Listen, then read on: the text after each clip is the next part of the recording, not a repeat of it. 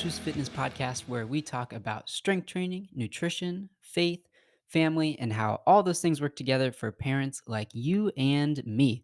My name is Coach Jay, and today we're going to be talking about a handful of things that I've learned from having four-pack abs. And no, that is not a clickbait title. However, I promise that we're going to be talking way more than just talking about having visible abs. Let's kick things off with the verse of the week. Today we're talking about Romans 15, 5 through 6. And this is, may the God who gives endurance and encouragement give you the same attitude of mind toward each other that Christ Jesus had, so that with one mind and one voice you may glorify the God and Father of our Lord Jesus Christ. I love thinking about God as the God who gives endurance and encouragement. Those have been two really big themes in my life, especially since becoming a parent. You can imagine the endurance that's required and the encouragement that is largely appreciated when you become a parent, not just for the sake of helping you get through your day-to-day tasks of not only keeping your children happy but keeping them alive. But beyond that, it's the fact that we are raising up disciples, we're raising up the next generation, and those require a sense of endurance, and that comes from the Lord Himself. That does not come from within us. And so, for that, I am very grateful. And if that's something that you don't think about a whole lot, I would encourage you to think about that too, because that's going to help us to keep that same attitude of mind toward each other that Christ Jesus had, all for the sake of the glory of God the Father. So, that is how we're kicking things off for today's episode. All right, let's get into 4 lessons I've learned from having four-pack abs. All right, this requires a little bit of a backstory. So, yes, this is literal. I do tend to have a four-pack that is visible for most of the year. However, like I said, I promise that this is much more than just about my abs, because you don't want to listen to me or anyone talk about that for very long. But here's the picture. The idea of four-pack abs. So think about how alluring the idea of having a six pack is for many people. Whether it's for you, maybe this is something that you've experienced before, maybe it's something that you are currently striving after. That's certainly a goal that I had early on in my fitness journey. And as someone who has always been relatively lean, it seemed like it should have been a pretty attainable goal. However, not only did I discover that it was not as easy as I had imagined to get a visible six pack, it was also not nearly as fulfilling when I did achieve that goal. I think I had this idea in my younger years, like I said at the beginning of my fitness journey, that getting a six pack was like the ultimate pinnacle of what fitness looked like. And whether you've, again, experienced this yourself or if you've seen it via social media or the people around you, having a six pack is, and first of all, everyone has a six pack. We should just clarify that right now. Everyone has a six pack. What I'm talking about here is a visible six pack. So everyone has their rectus abdominis that's underneath their skin on their belly. So the amount of body fat that you have covering that is going to determine how visible that is. But everyone has one. You have a six pack. Leave with that encouragement, that knowing that you have a six pack. Anyway, so you can imagine that uh, having a six pack that's visible is not equated with fitness. It's not perfectly equated with health by any stretch of the imagination. It's not equated with any sort of finding a sense of gratification from your fitness journey. In a lot of ways, this is a very weak goal because it's purely physical and purely aesthetic, which, there may be a time and place for that. But if your entire fitness journey is based off of this one idea of I need to have this one muscle group that's kind of arbitrarily seen as how fit are you, and oh, you're a personal trainer, you should have a six pack, that kind of mentality. If that is as deep as your fitness goals go, then my friend, you are going to be in for a rough surprise when you either don't achieve that goal and you spend a lifetime trying to achieve that, or when you do achieve it and you reach that point where you're able to see, in the perfect lighting, perfect conditions, first thing in the morning, you're able to see all six of those separations of your rectus abdominis, and you go, huh, cool, check. Now what? You're going to be in for a little bit of a surprise. So, what does this have to do with the idea of having four-pack abs? Well, I have found that for my lifestyle and my goals, both aesthetic and ability-wise and strength-wise, and just how that ties in with my goals that are outside of fitness, especially goals with being a parent, that I am able to maintain a relatively lean body status, for most of the year. And under the right conditions, that usually means that I have four visible ab divisions. And so that's, again, not really what this episode is about, but it's the idea of I used to have this very strict, very narrow minded goal of this is what it means to be fit, or this is what it means to be healthy, which that is not a great comparison there. I used to have that idea, but in the course of my fitness journey over the last maybe decade or so, I've realized that there is so much value in the journey itself toward your goal, whatever it looks like.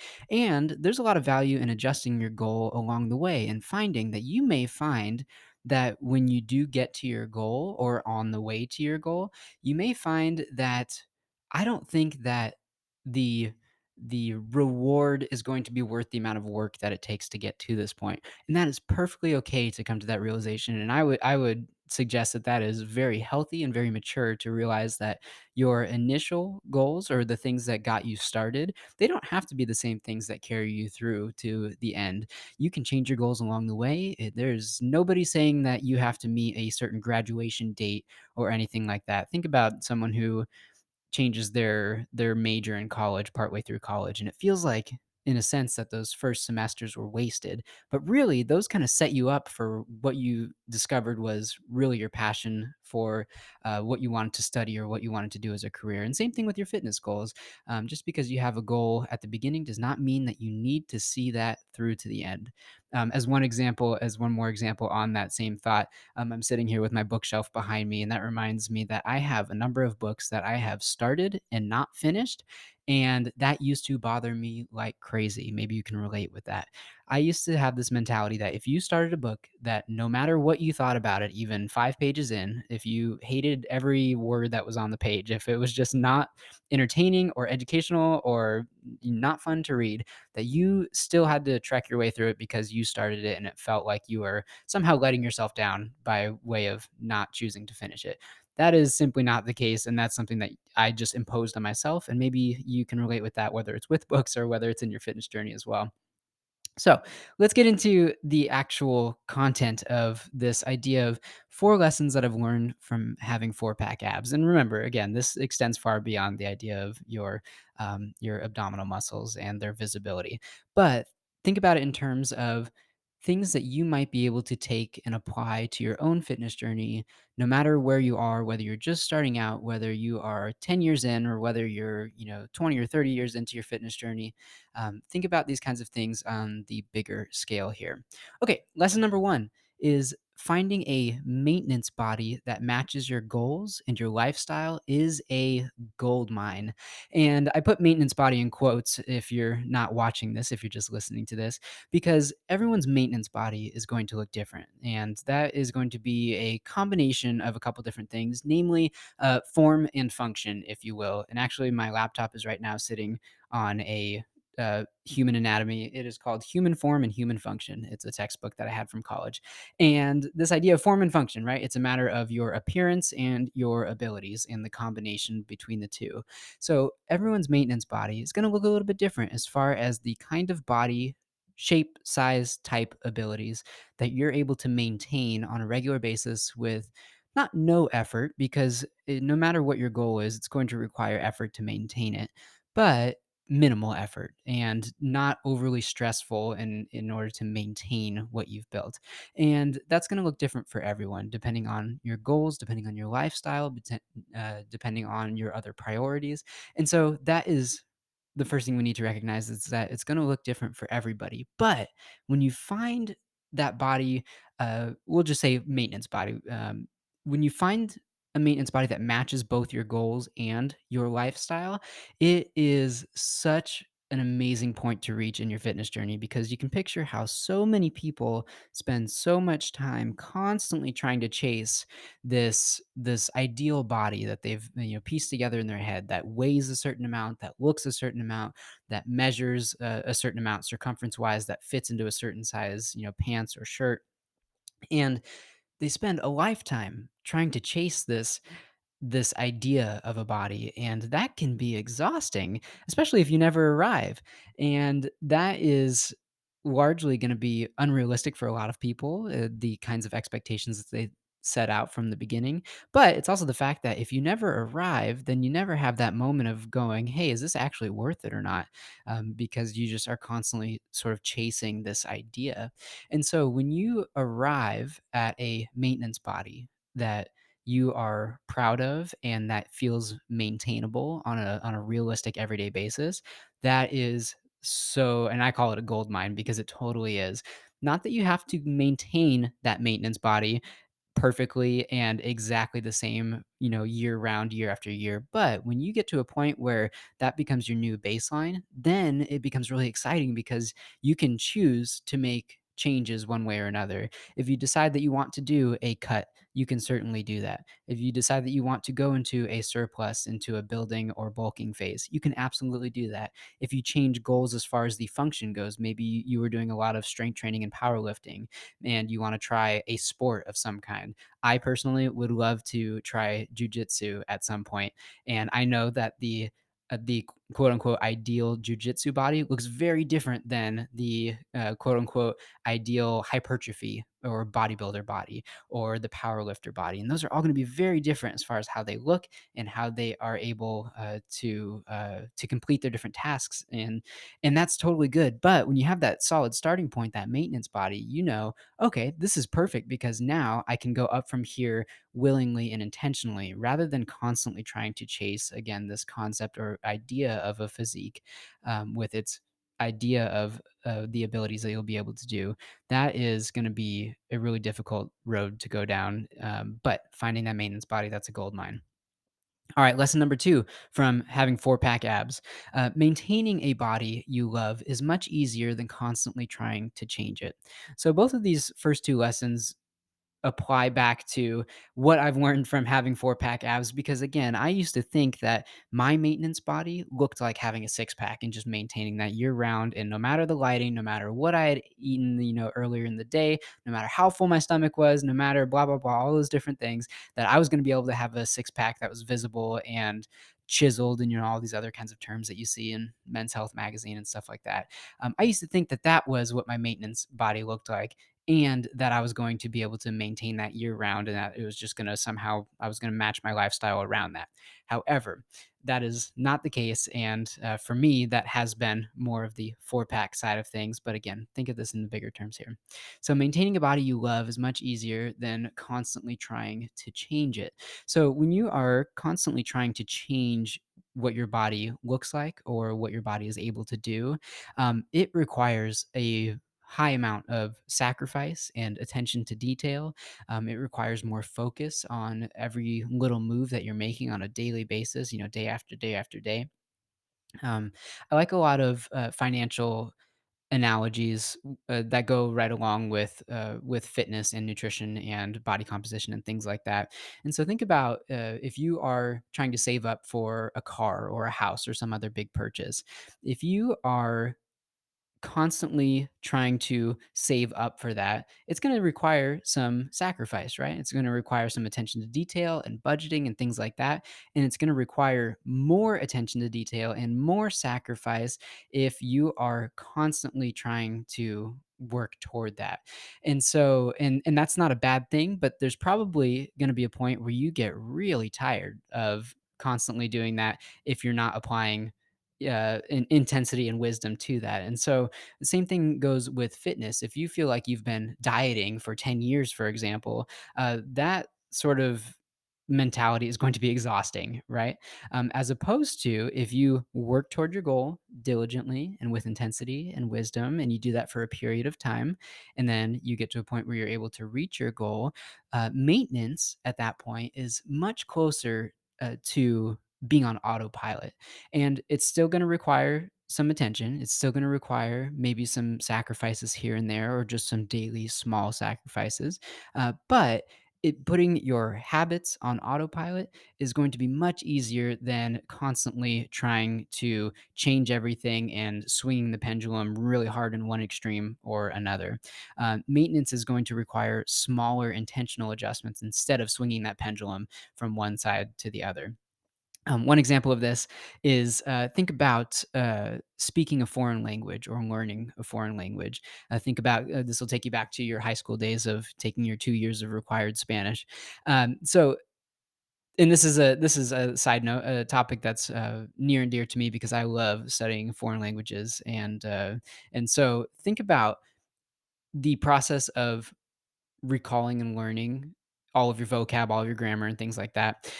Think about the difference between regularly using and practicing this language. We'll say Spanish, for example, regularly using Spanish and practicing it with the people around you, versus if you have a international vacation or a missions trip or something like that, and you spend the entire week beforehand just cramming on Duolingo or online app or something like that. Think about how much more difficult it is to try to cram and try to remember and trying to bring it all up all at once, conjure it up all at once, rather than using a small daily practice of practicing with the people around you. For example, I have a couple books in Spanish and maybe reading a couple pages a day or something like that. Think about how much easier overall it would be and more helpful it would be in that scenario to read a few pages here and there, rather than trying to do all of these lessons and spend a few hours a day in the week before and that kind of stuff. That is something that can be applied to our own fitness journey as well too, where rather than trying to swing this pendulum from one extreme to the other, we can take these small intentional steps and make these small intentional adjustments that will help us to reach that maintenance body, and then to also then maintain that maintenance body. And so these are some really helpful ways that we can look at being able to work smarter, not just harder. It will take hard work, but we can work smarter along the way too. All right, lesson number three, consider the cost of your goals, especially if they won't improve your life in any measurable way. So, again, think about the question of, do you want six pack abs? If you are currently or have been in the mindset of, yes, absolutely, and I'd be willing to do anything and everything, whatever it takes to get that. Um, you might ask yourself some follow up questions on that too, rather than just what do you want. Think about questions like, how will your life be different once you've reached your goal? And that's a really interesting question, because the follow up to that is then, how will your life be better once you've reached your goal? But it's important to think about, the outcome of your goal, will making progress and reaching your end result, will your life actually be any different? Much less better, but will it actually be different? Think about if you have uh, a four pack abs that are visible. If you are then trying to boost your entire lifestyle around getting a visible six pack, how will your life actually be different between the two? Are you hoping that you're going to gain a huge sense of confidence at that point? Is that what the goal is? And do you think that your confidence is then going to just all of a sudden be exponentially greater at that point? Or is it more likely that you get to that point and then you're still unsatisfied and you want something that is even more unattainable or more unsustainable? That's a common conversation that I have with clients who say, I just want to have a visible six pack, or the classic that I hear, and I tend to hear this from a lot of women, but I hear this from both sides too, is people saying, I just want to lose these quote last 5 pounds. And that sort of mentality, that sort of phrasing is always a red flag to me. Not that they can't be successful and they can't lose 5 pounds. Of course, that's likely and that's possible. However, when you label things as the last 5 pounds, that signals to me as a coach that you have the mentality that when you lose 5 pounds, that when the scale tells you that you are 5 pounds lighter than you are right now, that you are all of a sudden going to be this brand new person with a brand new mentality, and you just all of a sudden have this new outlook on life, and you're uber confident and comfortable in your own skin and in your own clothes and all that kind of stuff. And I can tell you from experience of having helped people lose immense amounts of weight over the years, that whether it's 5 pounds or 10 pounds or 20 pounds or whatever it is, that especially in the smaller increments, that you are not going to then wake up a brand new person and all of a sudden everything has changed and you go, okay, I've reached the pinnacle of fitness and now I can just relax and take a step back. That is not typically how that goes. Usually there is an emotional connection with a certain number on a scale. Maybe it was how much you weighed in college, or maybe it was how much you weighed when you got married, for example. That's a common one that I hear. Maybe it's an ability related thing. For a lot of guys who spend a lot of time in the weight room in high school or maybe during football, I hear that, oh, back in the day, I used to bench 225. That's another popular one. For the ladies, it tends to be that I want to lose the last 5 pounds, and then for guys, it tends to be I want to get back to benching 225. And again, that sort of rides that same sort of issue of going, okay, when you're able to bench press 220 pounds, are you going to be just so unsatisfied that you just think my life would be so much better and so much different if I was able to add 5 more pounds to the bar, versus 225, and maybe you get to 230, and then where do you go from there? Where do you just continue to add to that number and continue to be unsatisfied? And of course, it's okay and a good thing to be. You can even be competitive and aggressive toward your goals that you're working on. But you have to think and consider, is the cost worth the reward? Is it worth the end result? And for a lot of these goals, if you kind of follow them down the line, you might realize for yourself that, you know what, the sacrifices and the costs that are associated with reaching this goal, maybe it's not as worth it as I had thought, or maybe I just had never really considered if it would be worth it. We tend to talk a lot of strategy as far as how to reach goals, and that's a lot of my conversations with my clients. But the other part of those conversations is looking at the why behind it all and looking at the how behind it all, and the combination of those two. It's not just about the here are the steps we're going to take. It's a matter of, okay, let's envision this idea of, you wake up tomorrow and you've reached your goals. Now what? Are you satisfied? Are you a totally different person? Are you a new person? Are you a better person? Those are the kinds of questions that you have to start asking and go, yep, I really don't think that some of these goals are worth it. On the flip side of that, when you do consider the cost of a goal and you go, yeah, I think that's going to be worth it, and I really do honestly think it's going to be worth it, that is another gold mine that you can find along the way. And that is a beautiful thing when you go, you know what, this goal is really actually meaningful to me, and I do think that my life will be different, and not only different, but that it will be better, once I've reached this goal. So that's a great place to be. And fourthly, the fourth lesson I've learned from having four-pack abs is that being a scientist and a student is much more fulfilling than being a critic.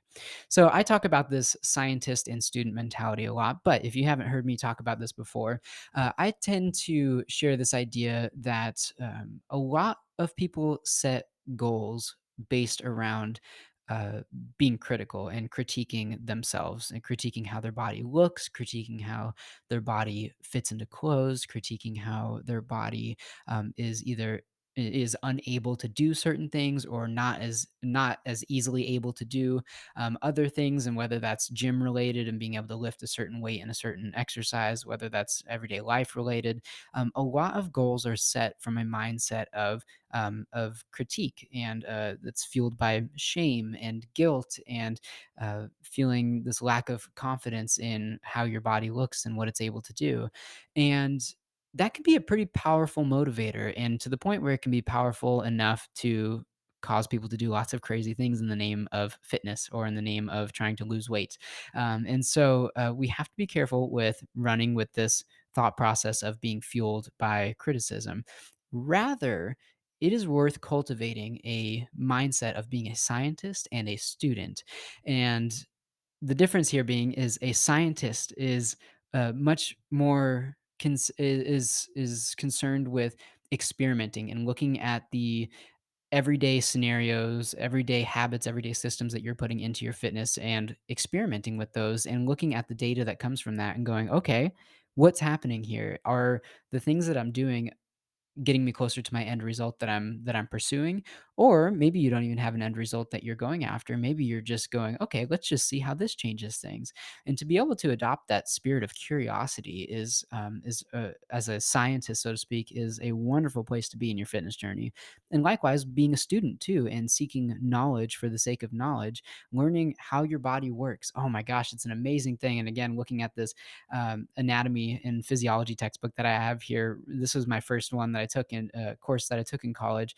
It was just amazing at getting to learn how this body that I'd had, at that point for 18 years, how it all works, and getting even just a little bit more than skin deep on recognizing how metabolism works, and recognizing how your hormones work, and recognizing all of these different things about how your muscles work, and how muscular contraction works, and all of these amazing things that you go, oh my gosh, I've never known this. And so if you work on adopting this spirit of seeking knowledge as a student, it is so much more fulfilling than trying to pursue your goals in order to fix, quote unquote, your body.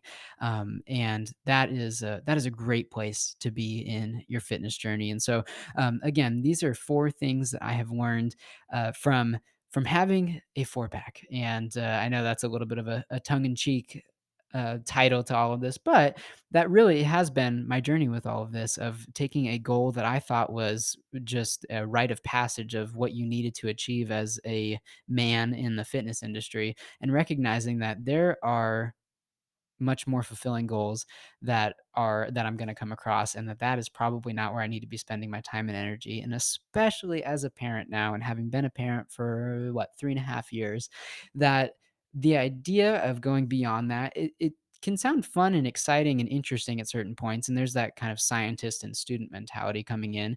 But I certainly don't feel like I need to maintain a certain body shape, size, type, ability level for the sake of being as good of a parent as I can be. So that's where all of this comes from here. And I hope that you work on adopting some of those same mindsets as well.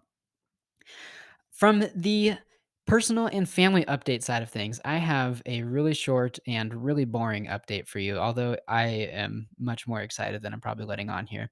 If you haven't seen it already on social media, I got a treadmill. Amanda is like Facebook Marketplace queen, and she found a free treadmill that is in awesome condition, and it was just down the street from us. And we picked it up, got it set up in the garage, and it is way better than any treadmill that I would have been looking at online at getting something off of Amazon or whatever, like a walking pad or something. And that sounds, you're thinking, yeah, I really don't care about your treadmill. What I'd like to share briefly on that is that one of my personal goals has been getting a higher average daily step count. And again, not for just trying to hit a certain number on my health app, but really for the sake of increasing my overall physical activity level. It's not so much planned exercise. I strength train 3 times a week currently, but for getting some physical activity and outside of that, because outside of those strength training sessions, I sit right here at this very desk for most of my day. And that has led me to a relatively sedentary lifestyle outside of my strength training. And so I am super pumped to be able to have a way just to be able to get some steps in here and there without having to commit to going on a big long walk around the neighborhood, or dressing up for the heat or the cold outside. And so that's been actually kind of really exciting in my little world here. Maybe you have some small, simple pleasures that you've come across in your fitness journey, or maybe even outside of fitness, where you go, oh yeah, this has been a really big like update and upgrade in my life too. So all right. That's where we'll end today's episode. I will once again ask for your feedback and for future podcast topics for future episodes, because this has been so much fun getting to record these first couple episodes back, being back at it on the podcast. And so I'll leave you with all of that. And that is going to be it for today's episode. So I am Coach Jay. Thanks for hanging out with me, and we'll see you on the next episode.